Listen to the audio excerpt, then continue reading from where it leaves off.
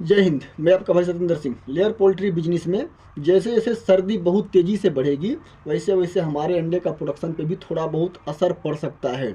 आजकल जो है पाला वाली सर्दी पड़ रही है। पाला वाली मतलब कि बर्फ़ जैसी, लगता है कि पैर हाथ सुन्न हो गया है। ऐसे सर्दी में हमारे अंडे का प्रोडक्शन अचानक से डाउन होने लगता है। बहुत ज़्यादा हमारा प्रोडक्शन डाउन नहीं होता, लेकिन धीरे धीरे करके, जैसे आपके फार्म में 300 ट्रे मुर्गी अंडा दे रही है तो हो सकता है 295 ट्रे दे, अगले दिन 292-93 दे, तो 1 ट्रे 2 ट्रे 4 ट्रे 5 ट्रे इतना ही घटता है, इससे ज़्यादा नहीं घटता है। ऐसे समय में आप लोगों को फीड का विशेष ख्याल रखना है और पर्दे के प्रबंधन में कोई कमी नहीं छोड़नी है, क्योंकि सर्दी के मौसम में हमारी मुर्गी को जो ठंड से बचाएगा वो सिर्फ और सिर्फ पर्दा ही बचाएगा। तो जिनके फार्म में बहुत ज़्यादा टेम्परेचर सुबह का डाउन हो रहा है और सिंगल पर्दे आपने लगा रखे हैं तो उस पर्दे को आप लोगों को डबल कर देना चाहिए। फार्म में पर्दा लगाते समय आप लोगों को 1-2 बातों का विशेष ख्याल रखना है कि फार्म के अंदर गैस ना बने। ऐसा नहीं है कि मेरे वीडियो देख करके आपने एक साइड में 4-5 पर्दे लगा दिए और दूसरे साइड में भी 4-5 पर्दे लगा दिए तो फार्म के अंदर गैस बनना शुरू हो जाएगा।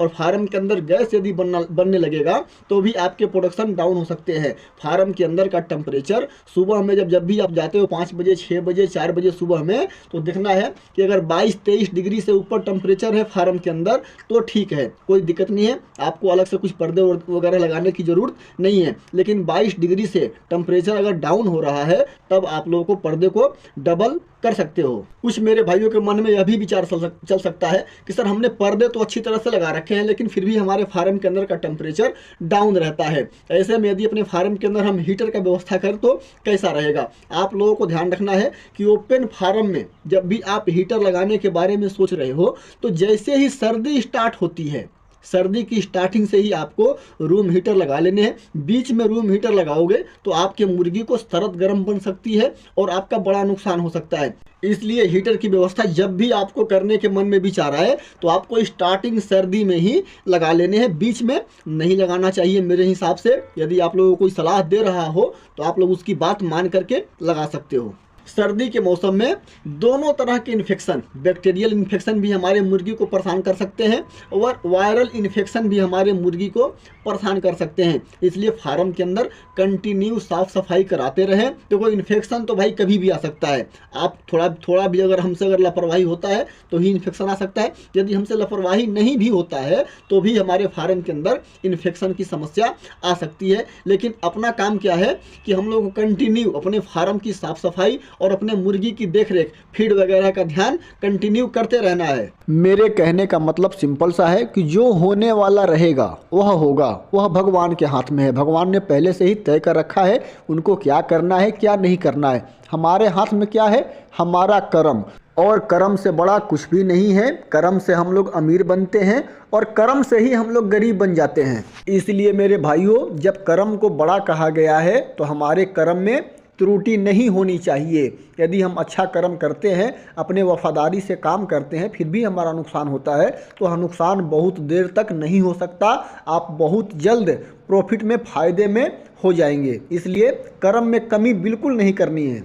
मेरे एक बात का आप लोग हमेशा ख्याल रखना, जो नए लोग हैं वो तो विशेष करके, और जो पुराने लोग हैं वो भी, जब भी आपके फार्म में कोई बीमारी आएगी तो आपकी मुर्गी सबसे पहले दाना खाना कम कर देगी। बस वहीं आप लोगों को पकड़ लेना है कि हमारे फार्म में कोई ना कोई दिक्कत आना शुरू हो गया है। और यदि आपकी मुर्गी दाना अच्छे से खा रही है, 115 ग्राम 116 ग्राम फीड अच्छी तरह से, बिल्कुल आपका फीडर खाली हो जा रहा है और फिर भी आपके फार्म का प्रोडक्शन लगातार डाउन हो रहा है, तो आप लोगों को 2 चीज़ का ख्याल रखना है। एक तो पर्दे का प्रबंधन, फार्म के अंदर के प्रबंधन का, और दूसरा फीड का। फीड में खराबी अगर आ जाएगी सर्दी के मौसम में तो आपके प्रोडक्शन लगातार डाउन होने लगेंगे। ऐसे समय में एक बीमारी आती है हमारे मुर्गी फार्म में, लेयर फार्म में, इकोलाई नाम की बीमारी। इकोलाई नाम की बीमारी आने की वजह से भी हमारा प्रोडक्शन जो है अचानक से डाउन होने लगता है। जब भी आप मुर्गी का ट्रीटमेंट करोगे, फाड़ करके देखोगे तो मुर्गी के पेट के अंदर का अंडा घुला होगा तो समझ जाना कि आपके फार्म में इकोलाई नामक बीमारी आ गई है। नॉर्मल आती ही रहती है सर्दी के मौसम में,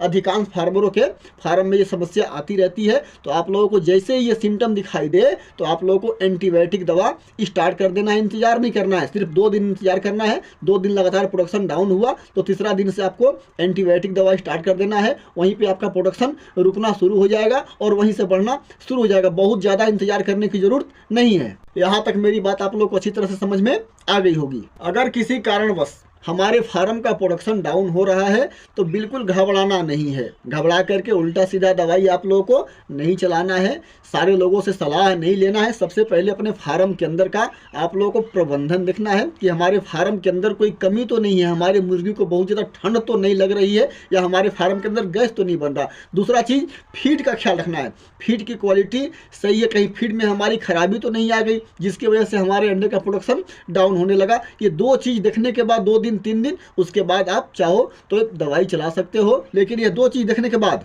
एक मेरे भाई साहब हैं नवाज खान साहब, ये हर वीडियो पर कोई ना कोई कमेंट जरूर करते हैं, बहुत अच्छा लगता है भाई। प्रभु ने चाहा, भगवान ने चाहा तो आपके त्यौहार ईद पर आपके घर सेवई खाने कभी ना कभी ज़रूर आऊँगा। जो भी कुछ दिनों से लेयर पोल्ट्री बिजनेस चला रहे हैं उनको तो थोड़ा बहुत अनुभव हो ही गया होगा कि लेयर पोल्ट्री बिजनेस कैसे चलता है। तो आप लोग कमेंट किया करो, आप लोग कोई परेशानी अगर आती है तो मुझे कमेंट कर दिया करो और अपनी परेशानी मेरे साथ शेयर किया करो, ताकि मुझे भी पता लगे कि आप लोग की परेशानी है क्या। उसके लिए मैं डिटेल से आप लोगों को अच्छी तरह से समझा करके वीडियो बना सकूं। मैं अपनी तरफ से जितना मुझसे बन पड़ता है वह सारी जानकारी आप लोगों को देने की पूरी कोशिश करता हूं। लेकिन यदि आप डॉक्टर के पास जाओगे और अपनी परेशानी डॉक्टर को शेयर नहीं करोगे तो आपको दवाई नहीं दे सकता। इसलिए अपनी परेशानी मेरे साथ शेयर किया करो। आप लोग मुझे अपने घर का समझो, चाहे छोटा भाई समझो या बड़ा भाई समझो, बिल्कुल बिंदास हो करके अपनी परेशानी आप लोग मुझसे शेयर कर सकते हो।